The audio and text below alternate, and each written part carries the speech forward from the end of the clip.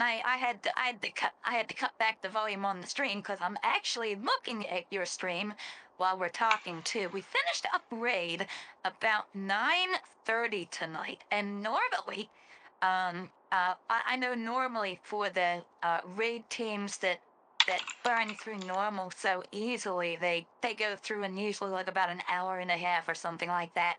But the Dungeon Dojo group that I run with on Friday nights, they do things a little bit differently. It's intended to be kind of like a learner kind of raid, and our raid leader, Oso, actually takes the time to explain each fight as we progress through the raid. So that's why it takes a little bit longer, but we got a full clear.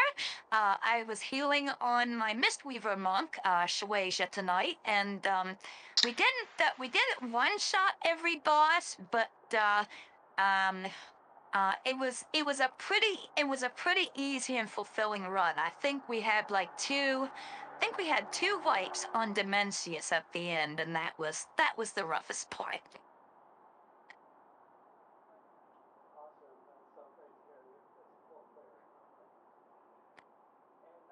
Oh yeah, yeah.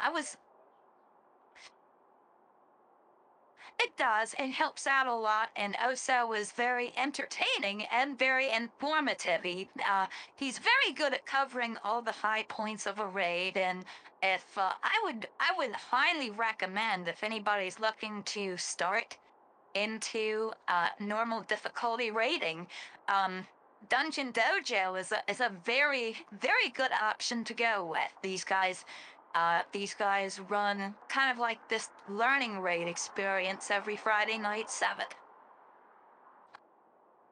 Yes, our friend Howie Onyx does learner dungeons on Sunday afternoons. I think around noon or 1ish, and let's see who else. Oh, and Corey Missildine does them on Saturdays as well. I think that's a Saturday. That starts like Saturday morning around 11 Eastern time, so that would be like 10 Central. It's kind of like an early Saturday morning thing, but if getting out of bed on Saturday morning is your jam, then there you go. I see Scubus says hi. Hi, Scubus, and Corgi. Corgi's there too. Very nice. I the time running thing. I mean, we did it before with Miss Pandoria. This time, of course, it's going to be region. So things are going to be things are going to be structured a little bit differently too. They didn't have, uh, they they didn't have, when they did Miss of Pandoria time running, they didn't have things segmented. You could just go and burn right through the whole, the entire expansion, fires be damned or whatever the phrase is, and just zip right. Excuse me, and just zip right through. They're doing things differently for Legion. They're actually kind of like phasing the release of the content this time for time running. So you'll the way I understand it, you'll only have access to like a certain portion of Legion to start off with, and then a couple weeks down the road they'll release another section. Then a couple weeks further on down they'll release another section. Kind of like how they did it originally, only at a little bit faster pace, of course. Um, the one thing that kind of upsets me with time running coming this Tuesday is they will be nerfing the disc build, and that was a godsend to many of my tunes. It was nice getting that really easy 701 belt, right, and the neat abilities that come with it. And it's going to be nerfed by 20%, which is a pretty sizable amount of damage or healing or uh um you know but with some of the other things that it does, I think it doesn't have like a shield or some type of a leech or something effect as well. But anyways, it's all 20%. It's all gonna get cut 20% Tuesday. Boo, hiss, bah. So on at least for my mains, I've been scrambling to try and get a quick replacement belt in place before Tuesday.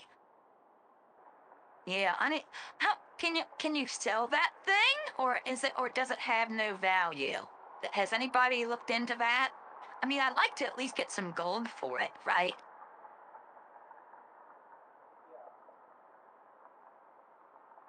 I wonder if you could disenchant it. That there would be an option if you could disenchant it and get some mats for it, so that it would be worth at least something that way. That would be cool. So, have you thought about what you might want to run through time running yet, Talkin?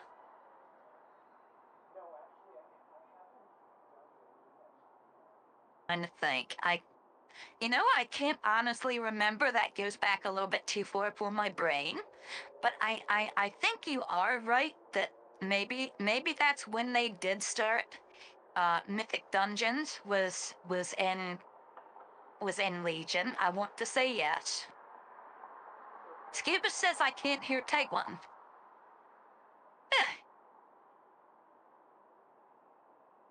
Direct. Yeah, I And just then had a and room then I setting. take and then I run. Okay, there we go. Scuba says he hears you now, and Gorgie says better. Thank you, thank you. So yeah, I was wondering if mythics are going to be part of this Legion remix. Um, another, I don't know. That's an interesting thought. yeah, and then also we're getting Turbo Boost is going to be starting. So like in season 2, where we could earn puzzling cartel chips and the dinars, and trade those in for raid trinkets. Oh, okay. Yeah, I think they do that like whenever they get to the last or next to last patch before a big expansion. They always do that, right? Yeah, So it started last season with I Turbo guess it. Boost, where you could actually buy Yeah. specific trinkets out of the from the vendor. But in order to get the myth track, you will need to either do mythic raid or unlock resilient keys. Okay, yeah, and resilient keys, what level do you have to achieve on Mythic Dungeons for that? Is it 10, 12? You have to do You all. remember? You have to time all 12s to unlock resilient keys. No, thank you. But I think I might be more willing to try a mythic boss before I would try doing 12s. well, sure. But the Turbo Boost is really going to incentivize people running LFR, because if you do 4 LFR bosses, then you earn your chip. Right. Right, and I guess they're going to be doing trinkets again this season like they did last season. And maybe some weapons. I want to say that they had some weapons thrown in there too. Oh, okay.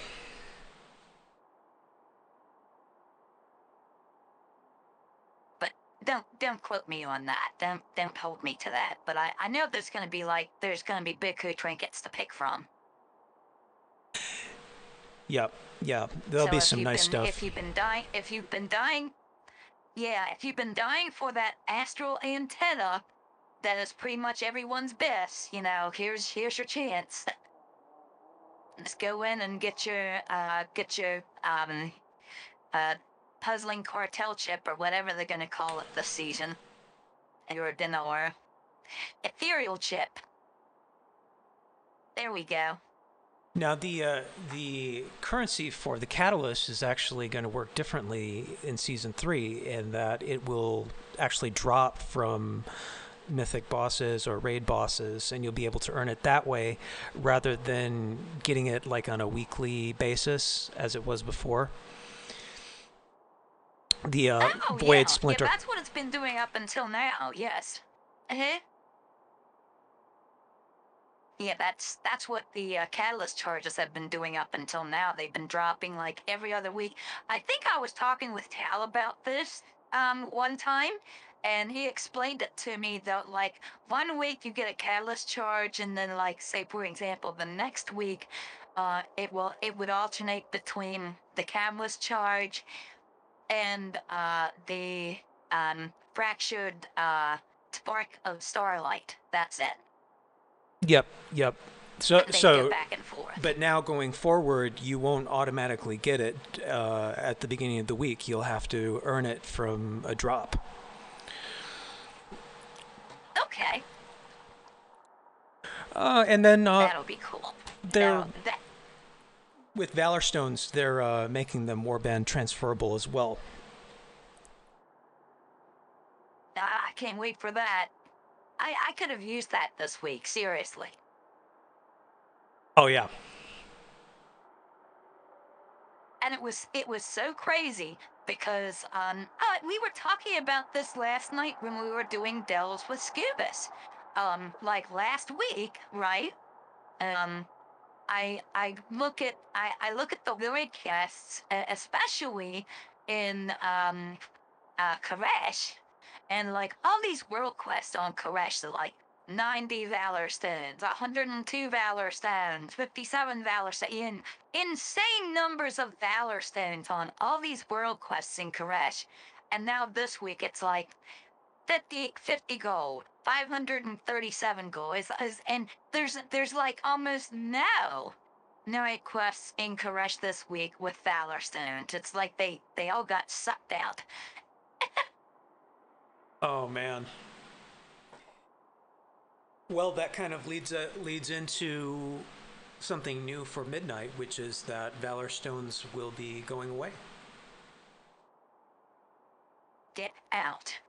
They're going to take Valor Stones away in midnight? Now, this I did not hear. That's right. We'll only need to use crests for upgrades. Oh, okay. Well, that's not so bad. I mean, the things that I've been uh, kind of really laser focusing on for midnight has been a lot of the talk surrounding the classes. It really sounds like classes are going to experience a major shift in midnight, like something akin to what we've never seen if you've been playing this game for a while. It is. And a lot of it looks like the general trend is they're going to be looking at paring down the number of keybinds you need to execute a class. And I kind of actually like that idea, you know? I mean, how many times have we talked about, you know, different classes while playing WoW? It's like, oh, that class is cool to play. I mean, it's like a 3-button rotation. Or that class is just impossible to play because you need to have like 15 different keybinds just to get through something, you know?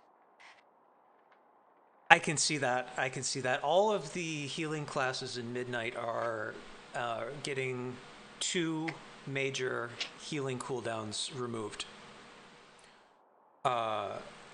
It's going to look And a lot different. I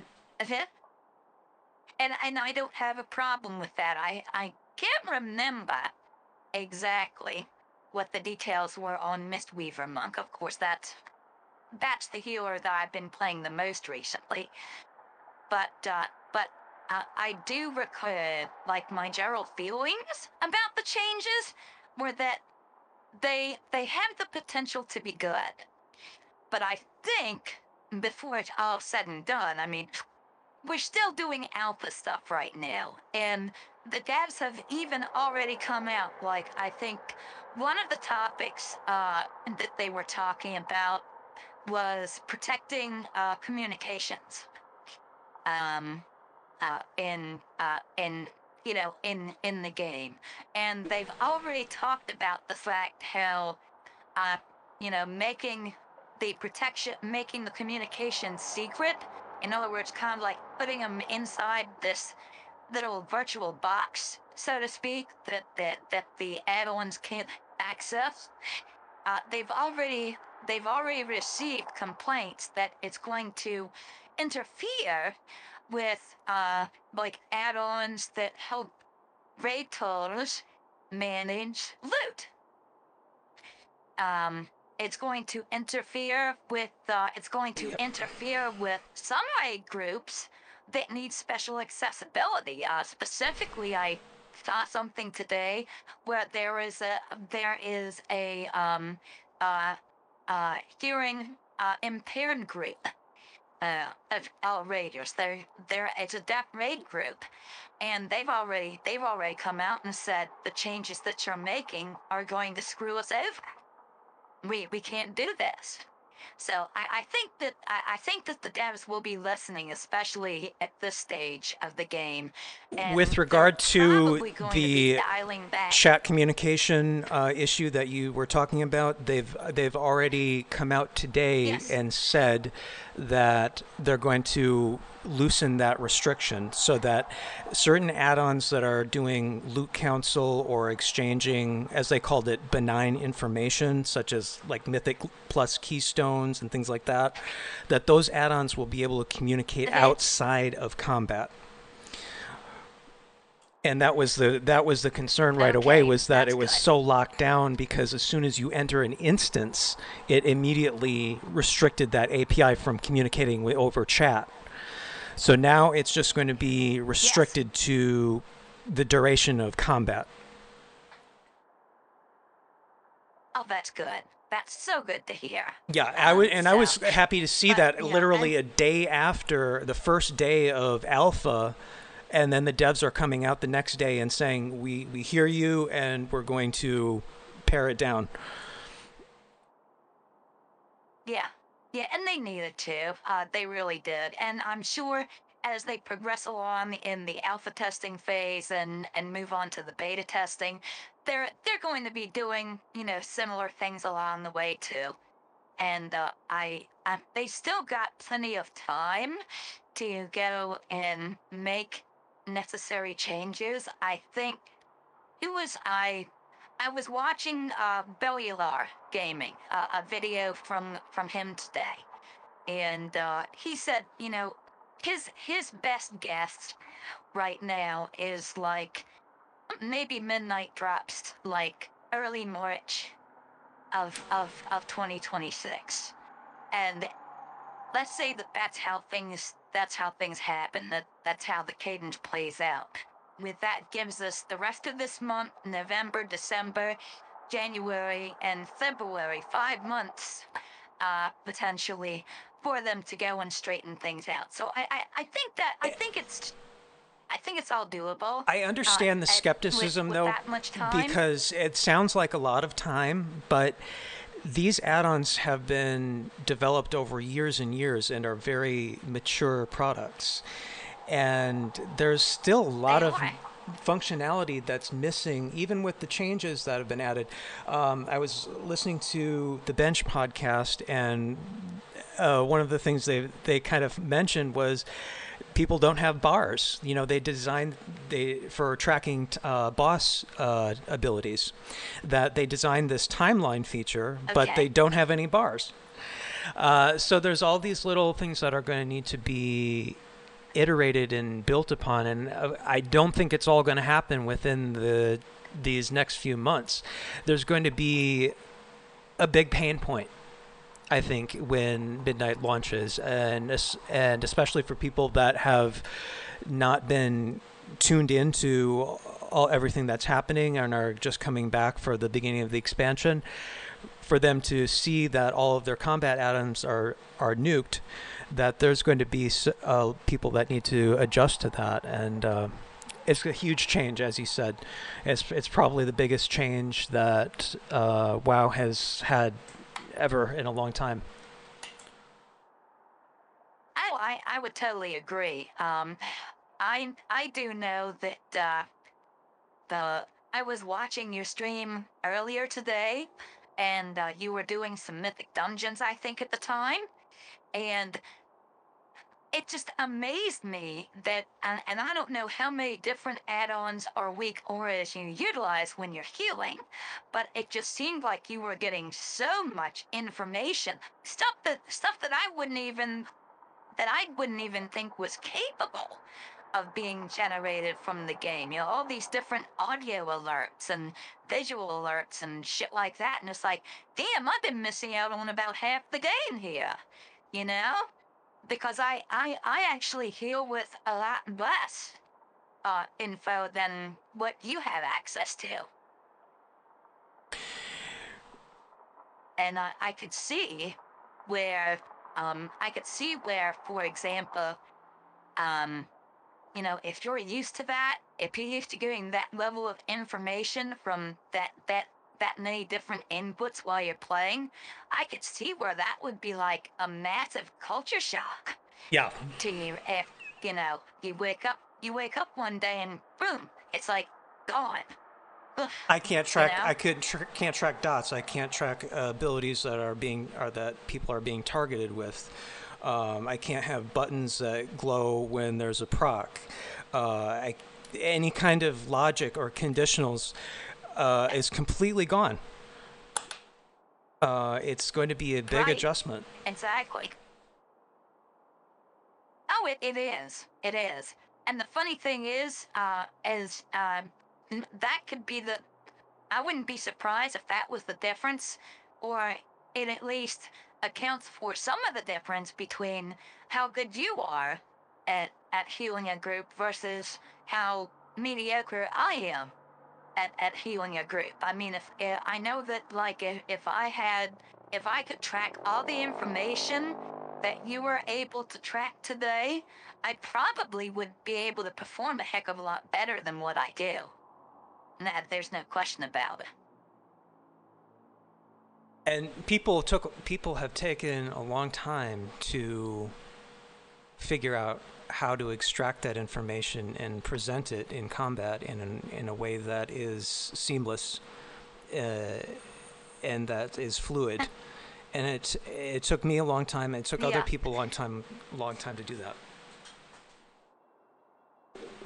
yeah, I can imagine. And it's certainly going to be a lot easier to break than what it is to maintain. So, hopefully, you know, going forward, uh, the Warcraft devs will, you know, be a little judicious in what they.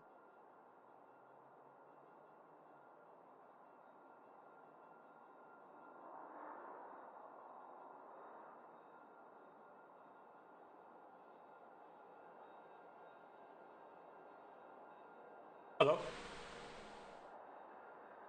Yes, I'm still Oh, here. okay. I thought it cut out. They said that the Warcraft devs will be more Okay. judicious. Did you say anything after that? Oh, more judicious. Oh yes, yeah. I would hope they would be more judicious in what they take away and what they leave. So yeah, Corey says sound is back. Yeah, okay. Yeah, I think we might have just had like a little internet connection glitch going on there. So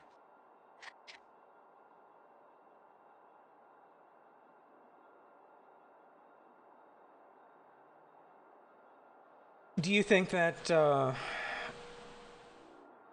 these changes to the classes, the pruning of the talent trees, this has been done before? But do you think that there's a risk mhm. of Oh yeah. making classes too boring and that it may not actually spawn new players, but it might make it less interesting and create less opportunities for people to distinguish themselves with the skill that they can put into their class? Oh, I mean, some a people. particular class much more. Yeah, go ahead. Go ahead. I'm sorry. Okay, I was just gonna say I could see where perhaps pruning uh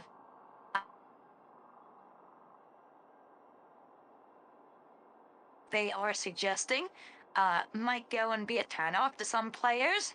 But this is an interesting thing. Was an interesting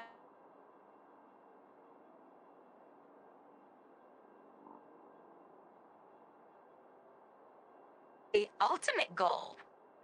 The pruning down these classes would be to make WoW more acceptable. Yeah, for what's the word? For console gaming. Right. And that's an interesting thought because they've talked to how many years have they talked about the concept of porting WoW to like a PlayStation? Yeah, in the case of Microsoft, right, and Xbox. Yep. They introduced gamepad support back in Shadowlands. Yeah. Yeah, I mean, you can, I mean, if you wanted to, you could, I don't know if it's still available or if it's still functional, but if you wanted to, you could actually just go and drop an add-on into WoW and uh, plug what do they call those things? A controller, like a USB based controller, right into your PC, and you could configure all the buttons to do WoW commands with them. I mean, so that's that functionality is already there in the game. Yep. Yep. It's and, changing. and it would make sense if yeah, it is changing, and it would make sense if they were paring down the classes so that you had so that you didn't have like 25 different keybinds for things. And I don't know how many uh different I don't know how many Wise Pod is wrong. Corey says Wise Pod is wrong, but it would make sense that they would be paring down the classes so that they could so that everything could fit onto a controller, like an Xbox controller or a PlayStation controller.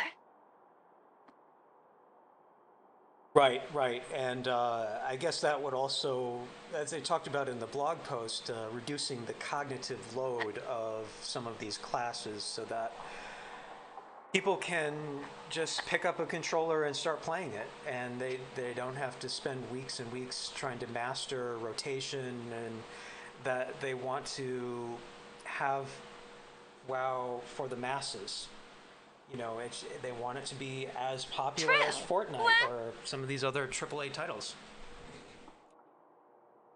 no, oh, exactly, exactly. Well, I mean, go back to some of the old games from like the '90s and whatnot, and how simple they were to play. Um, Doom, for example, there's a good example. Doom.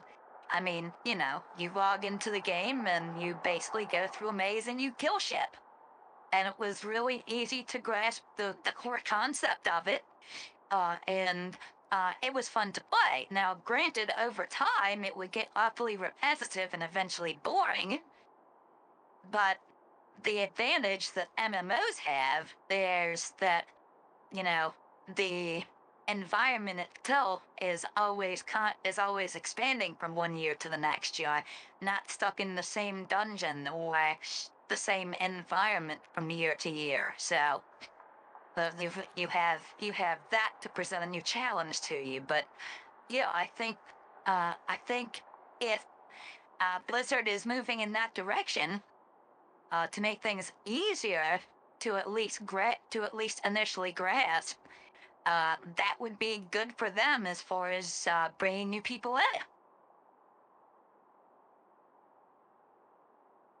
Yep, it would.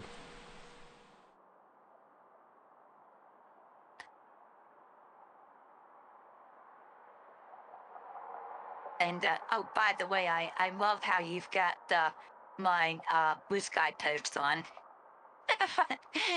On your stream from the full clear tonight. That was actually I was very happy to accomplish that tonight because I hadn't actually viewer rate in probably over a month, and I was actually kind of nervous going in because we were light on healers when we started tonight. I think there were two or three of us, and but we eventually got Meteor.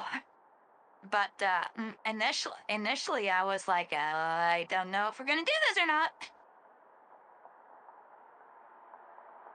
100%. 100%.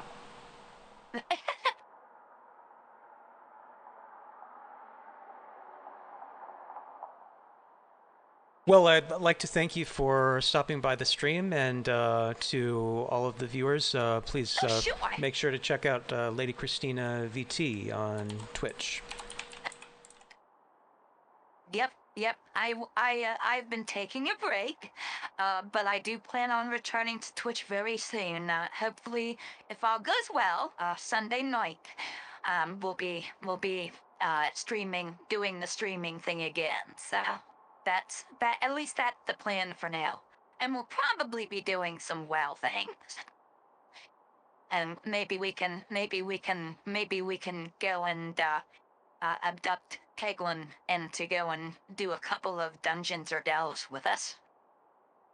100%. All right, Keglin. Well, good luck with the rest of your 24-hour stream. Thank you for inviting me to be a guest this evening. I was really excited when you extended the opportunity. And be back again soon, okay?